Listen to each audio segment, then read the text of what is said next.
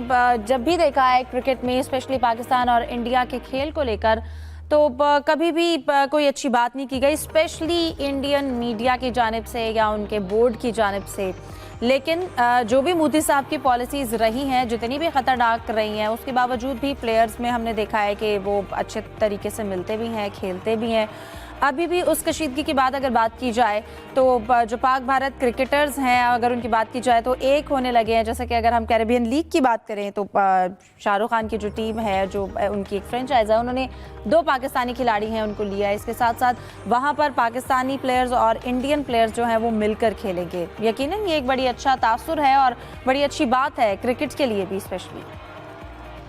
देखिए, शाहरुख खान हमेशा जब आईपीएल शुरू हुई थी, पहले सीजन में पाकिस्तानी प्लेयर उसमें थे और कई सारे पाकिस्तानी प्लेयर उनकी टीम कोलकाता नाइट राइडर में थे और उन्होंने बहुत ख्याल रखा था पाकिस्तानी प्लेयर का, बड़ा अच्छा लुक आफ्टर किया, जो अब तक इंटरव्यूज में पाकिस्तानी प्लेयर्स अपने बताते हैं।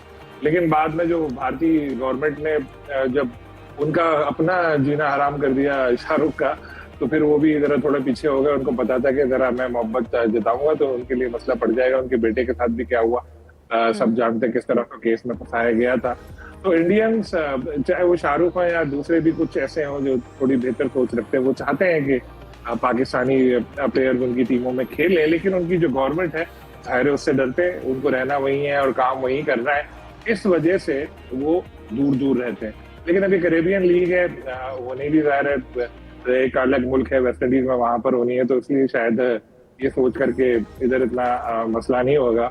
आमिर को और उस्मान तारिक को लिया गया है, जो वहां पर टीम है उनकी। उसमें तो और भी जो लीग है वहां भी सुनने में यही आता है, इसी तरह के लेना चाहते हैं लेकिन डरते हैं अपनी गवर्नमेंट से, क्योंकि ये जो गवर्नमेंट है बड़ी हॉस्टाइल गवर्नमेंट है। ये तो अपने लोगों के लिए ही इतना मुश्किल पैदा कर देती है, अपने लोगों को इतना वो डरा देती है कि वो कुछ भी इस तरह का सोच भी नहीं सकते। अभी देखे ना कि हानिया आमिर की मूवी एक रिलीज होने वाली है दिलजीत के साथ, वो उस पे कितना ज्यादा बैकलैश आया। वो बोला फिल्म की हीरोइन को ही हटा दो।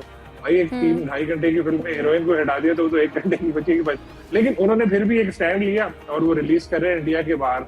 तो हर कोई इस तरह कर नहीं सकता, लेकिन चाहते हैं इंडिया में भी बहुत सारे लोग जो क्रिकेट में भी और मूवीज और ये गानों के हवाले से भी। लेकिन उनकी गवर्नमेंट जो है बहुत ज्यादा हॉस्टाइल है, वो अपने लोगों के साथ भी बहुत उनको इस तरह से तंग करती है मुख्तलिफ चीजों में कि डर के मारे। हालांकि ऐसा होना नहीं चाहिए। पर्सन टू पर्सन कॉन्टेक्ट जो है वही मुल्कों के ताल्लुकात अच्छे बनाता है और करना ये, जिस तरह आप देखें इंग्लैंड में हो रहा है, काउंटी क्रिकेट खेली जा रही है, पाकिस्तानी अब्बास और इंडियन प्लेयर साथ खेल रहे हैं और जब वो विकेट लेते हैं अब्बास तो इस तरह से हाथ मार रहे होते हैं और आपस में गले मिल रहे होते हैं। तो प्लेयर्स हैं या फनकार हैं, वो इस तरह चाहते नहीं है। लेकिन खौफ जो है वो इंडिया के एंड का बता रहा हूँ मैं, वहां पर वो उनको अगर इस तरह से बनाए रखते हैं। हमारे यहाँ तो खुशकिस्मती से इस तरह नहीं है, हमारे प्लेयर्स को भी नहीं कहा जाता। लेकिन मिस्टर मोदी जो हैं, उनकी पॉलिसीज जो हैं वो बड़ी मुख्तलिफ हैं उनकी। तो जाहिर साहब, अगर हम सियासी पॉलिसी भी देखें तो जितना पाकिस्तान के बारे में बुरा भला कहा जाए उतनी ही वहाँ पर हौसला अफजाई मिलती है और यकीनन वो अपने लोगों को भी बड़ा प्रेशराइज करते हैं। लेकिन इसके बावजूद भी अब मोहम्मद अब्बास और अगर ईशान किशन की बात की जाए, वो भी एक इस काउंटी में इकट्ठे मिलकर खेल रहे हैं, घुल मिल गए हैं। लेकिन यकीनन उनको गुस्सा तो होगा वहाँ पर। हिफ्ज़ा, देखें, जिन दिनों भारत जारियत पर उतरा हुआ था और जंग के बादल छाजे गए थे और जंग शुरू हो चुकी थी, और उसमें भी अगर देखा जाए तो उससे पहले अगर उसको तनाज़र में देखा जाए, इससे पहले चैंपियन ट्रॉफी थी तो बीसीसीआई वही पॉलिसी पे अमल करता था जो अजीत शाह और मोदी चाहते थे। क्योंकि जंग के दिनों में ये भी कहा गया था यहाँ पाकिस्तान से कि ये पाकिस्तान और भारत की जंग नहीं है, पाकिस्तान और मोदी की जंग है। क्योंकि मोदी की पार्टी जब भी बरसर इक़्तिदार में आती है इसी किस्म की पॉलिसियाँ सामने आती हैं।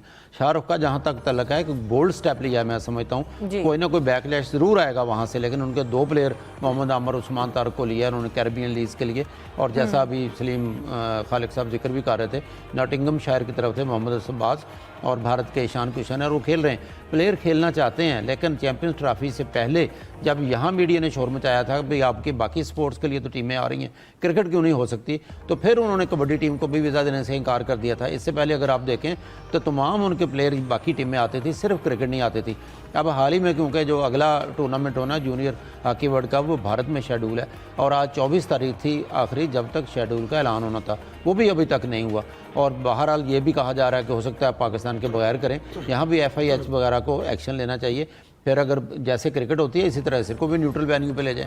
ये कैसे पॉसिबल है कि एक मुल्क के साथ तल्लुकात नहीं है और अगर मोदी साहब या उनकी गवर्नमेंट नहीं चाहती तो पाकिस्तानी टीम वहाँ खेलने के लिए ना जाए। तो मैं समझता हूँ कि जो प्लेयर इस सतह पर हैं उनके आपस में अच्छे मरासिम हैं और वो खेलना भी चाहते हैं आपस में। सिर्फ उनकी पॉलिसियाँ हैं जो इंतहा पसंद है भारत में, उनका प्रेशर ज़रूर होता है बाकियों पर। बिल्कुल थोड़ा ऐड करूं कि ये जो एशिया कप होने जा रहा है इंडिया में सितंबर में, तो उसके लिए जो ब्रॉडकास्टर है उसने एक पोस्टर शाया किया है जिसमें बाकी साहब में सिर्फ पाकिस्तानी कप्तान वहाँ पर नहीं है। इसका मतलब ये कि उनके जहन में है कि शायद पाकिस्तान की टीम हिस्सा नहीं लेगी या पाकिस्तान टीम को वहाँ पर खेलता हुआ देखना भी नहीं चाहते।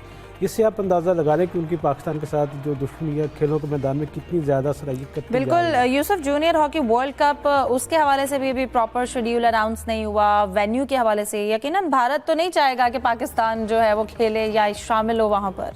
देखिए वहाँ पर 2 इवेंट होने हैं हॉकी के, एक 28 नवंबर से शुरू होगा, 10 दिसंबर तक उसको FIH उसको इंतज़ाम करेगी जूनियर वर्ल्ड कप का, जिसके लिए आज दूसरी बार जिसका जो मैचेस का प्रोग्राम अनाउंस होना था उसको मुलतवी किया गया। इसकी मेन वजह यह कि पाकिस्तान के हवाले से अभी तक जो FIH वो क्लियर ही नहीं है कि पाकिस्तान टीम वहाँ पर खेलेगी या नहीं। अगर पाकिस्तान टीम वहाँ पर नहीं खेलती तो फिर क्या FIH उसको किसी और वेन्यू पर मुंतकिल करेगा, जिस तरह हमारे क्रिकेट में हम देख रहे हैं। इसके साथ साथ अगस्त के महीने में वहाँ पर जो एक एशियन कप भी हो रहा है, एशिया कप हॉकी का, जिसके वर्ल्ड कप को हो कल के लिए क्वालिफाई करेगी उसमें टीम, जो उसमें 2 टीम होंगी वो क्वालिफाई करेंगे वर्ल्ड कप के लिए। वो मेंस का है, जो सीनियर टीम उनका है, जबकि एक जूनियर का है। तो यकीनी तौर पर पाकिस्तान के लिए और इंडिया के लिए एक सख्त चैलेंज है। पाकिस्तान के हॉकी फेडरेशन से अगर बात की, उनका ये कहना है कि जो हमें हुकूमत कहेगी हम तो वही करेंगे।